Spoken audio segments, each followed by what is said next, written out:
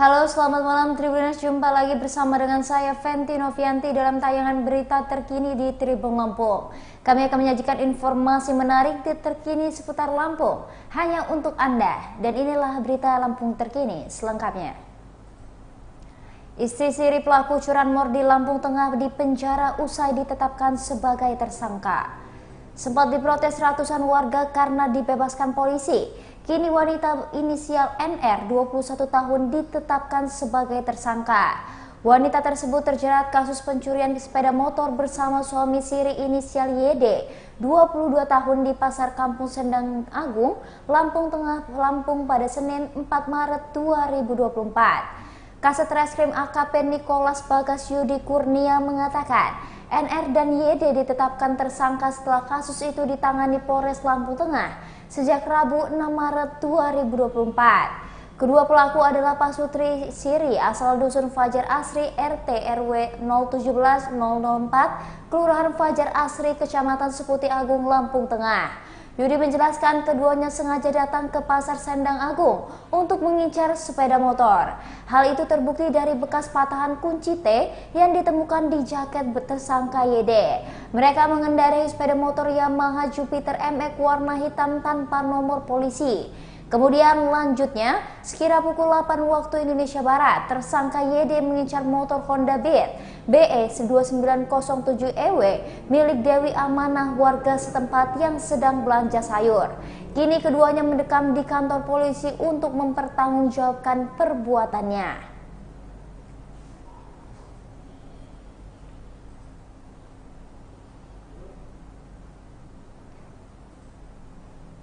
...102 rumah rusak akibat puting beliung di Merbau, Mataram. Kerugian capai 1 miliar rupiah.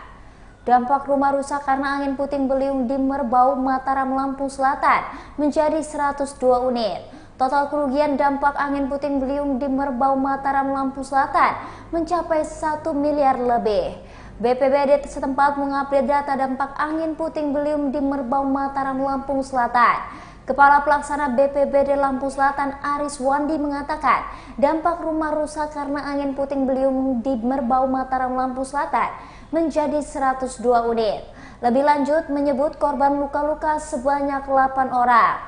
Total kerugian dampak angin puting beliung kata Aris Wandi mencapai 1 miliar lebih.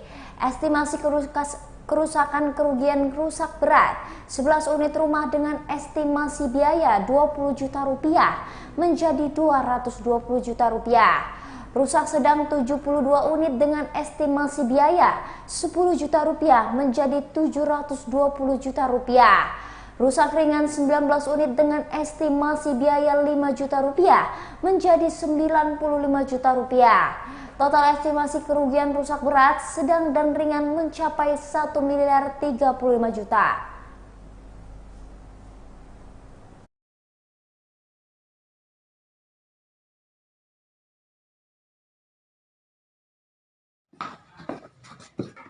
Yang mana yang ini Pak? Tidak ada ini kita orang. Nah, genteng dari atas itu kan jatuh sini, jatuh sini. Oh, ini yang punya. Sholat maghrib itu habis maghrib Pak, jadi angin. Siapa namanya Pak yang punya rumah? Oh ya, pindah itunya apa tuh Pangalak. Apa ini? on berapa jam nih? 421 Lampung Selatan. Kehadiran kami sedang melakukan evakuasi atau membantu masyarakat yang rumahnya runtuh akibat angin puting beliung dan tertimpa pohon-pohon yang imbas dari angin puting beliung. Ya, kita evakuasi, kita bersihkan rumahnya, kita rapikan pohon yang roboh itu. Selanjutnya kita mendata dari keseluruhan korban dari puting beliung. Untuk kerugian estimasi kerugian beratnya itu ada sekitar 11 rumah, ya. Rusak sedangnya itu ada 72 dan rusak ringannya itu ada 19 unit rumah. Ya, jadi totalnya 102 rumah yang terdampak puting beliung. Beralih ke kabar selanjutnya, benar serangan harimau kembali terjadi. Warga Lampung Barat bakar kantor resort TNBBS. Seakan tak pernah berakhir, konflik harimau dan manusia kembali terjadi lagi di Lampung Barat. Kali ini, hewan buas tersebut menyerang seorang warga Pekon Sukamarga, Kecamatan Suoh, Lampung Barat bernama Samanan. Beruntung korban berhasil selamat. Ia langsung mendapatkan perawatan di Puskesmas Sri Mulyo, Kecamatan Suoh, Lampung Barat. Pembina Satgas Lembah Suoh dan BNS Lampung Barat Sugeng Hari Kinaryo Adi mengatakan peristiwa penyerangan itu terjadi sekira pukul 14.30 waktu Indonesia Barat pada Senin 11 Maret 2024. Selepas kejadian itu, korban langsung dilarikan ke puskesmas setempat untuk mendapatkan penanganan medis. Ia mengalami luka robek di bagian kepala sepanjang 30 cm. Luka tersebut diduga karena terkena cakaran kuku harimau. Serangan harimau membuat warga Suoh dan BNS geram. Selepas kejadian itu, ratusan warga menggeruduk kantor resort TNBBS yang ada di Pekon Gunung Ratu, Kecamatan Suoh. Akibat konflik ini, sudah ada 2 warga Suoh dan BNS yang meninggal dunia. Ditambah lagi, menurutnya ada beberapa provokator yang mempengaruhi warga untuk membuat kericuhan tersebut.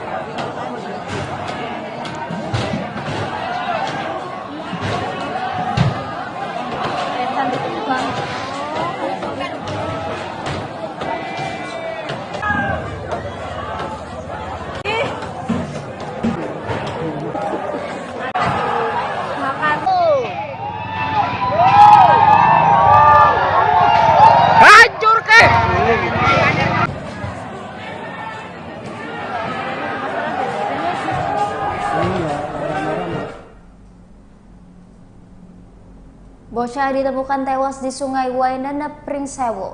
Seorang bocah laki-laki ditemukan tewas hanyut di saluran air dari Sungai Wainanep di Kabupaten Pringsewu. Hal tersebut dikonfirmasi oleh Kapolsek Gading Rejo AKP Nurul Haq pada Selasa 12 Maret 2024. Dikatakannya, bocah yang hanyut tersebut bernama Muhammad Farid Abdillah, berusia 3,5 tahun, warga RW 3 Pekonwono dari Gading Rejo. Jasad korban ditemukan pada pagi hari dengan berjarak kurang lebih 1 km dari rumah korban. Sedangkan rumah korban dari aliran Sungai Wainanep berjarak sekitar 10-15 meter. Dia menambahkan pihaknya sudah mendatangi lokasi kejadian dan melakukan olah TKP. Ia juga mengungkapkan dari hasil pemeriksaan yang dilakukan tim Innovis Satreskrim Polres Pringsewu dan pihak medis di tubuh korban tidak ditemukan tanda bekas kekerasan. Pihaknya menduga sebab meninggalnya korban murni kekurangan oksigen akibat tenggelam. Lebih lanjut, ia mengimbau bagi para orang tua untuk lebih waspada dan tidak lepas pengawasan terhadap anak-anaknya, terlebih yang tinggal di sekitar bantaran sungai.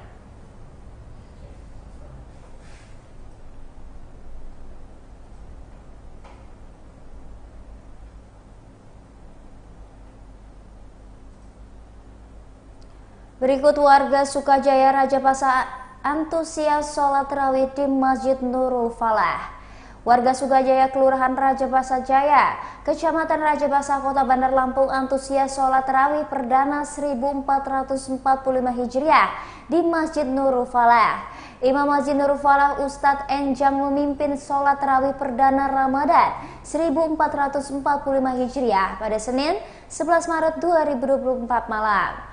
Ustadz Enjang mengimami warga Sukajaya untuk sholat tarawih dengan 11 rakaat. Warga Sukajaya antusias menjalankan ibadah sholat tarawih perdana Ramadan 2024. Jamaah memadati barisan saf masjid baik laki-laki maupun jamaah perempuan. Pengurus masjid membedakan tempat sholat tarawih laki-laki dan juga perempuan. Juga para jamaah perempuan juga membuat terlihat ramai pada barisan saf.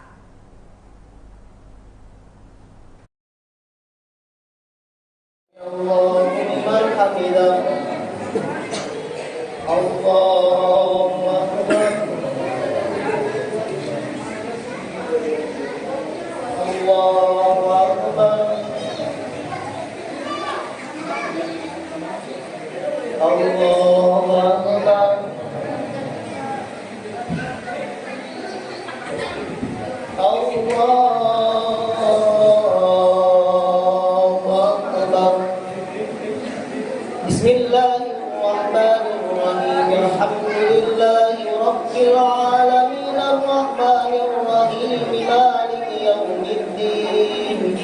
Iyyaka na'budu wa iyyaka nasta'in. Ihdinas siratal mustaqim siratal ladzina an'amta 'alaihim ghairil maghdubi 'alaihim waladdallin.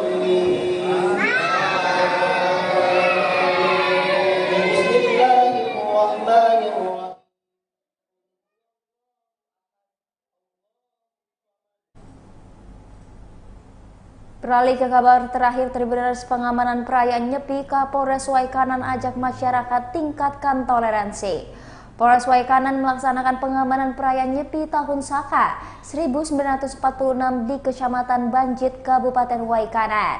Ribuan umat Hindu berkumpul mengikuti pawai ogoh-ogoh dalam perayaan Nyepi Tahun Saka 1946 di Jalan Akagani sepanjang Kampung Bali Sadar, Kecamatan Banjit, Kabupaten Waikanan pada Minggu 10 Maret 2024 malam.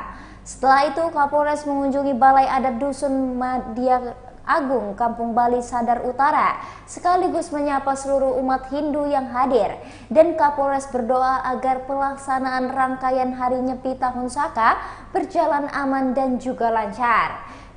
Kegiatan ini juga turut dihadiri oleh Kapolres Waikanan AKBP Pratomo Widodo, Kasat Binmas Polres Waikanan AKP Burhanuddin, Ketua PHDI Kecamatan Banjit Wayan Lamek, masyarakat beserta personel Polres Waikanan dan Polsek Banjit. Kapolres Waikanan dan AKBP Pratomo Widodo melalui Kasih Humas Ibda Mukhtiar menyampaikan pengamanan dilakukan guna menciptakan keamanan. Kapolres juga mengucapkan terima kasih kepada seluruh masyarakat yang telah bersama-sama menjaga Kamtibmas dalam melaksanakan rangkaian kegiatan ibadah yang sedang dilakukan.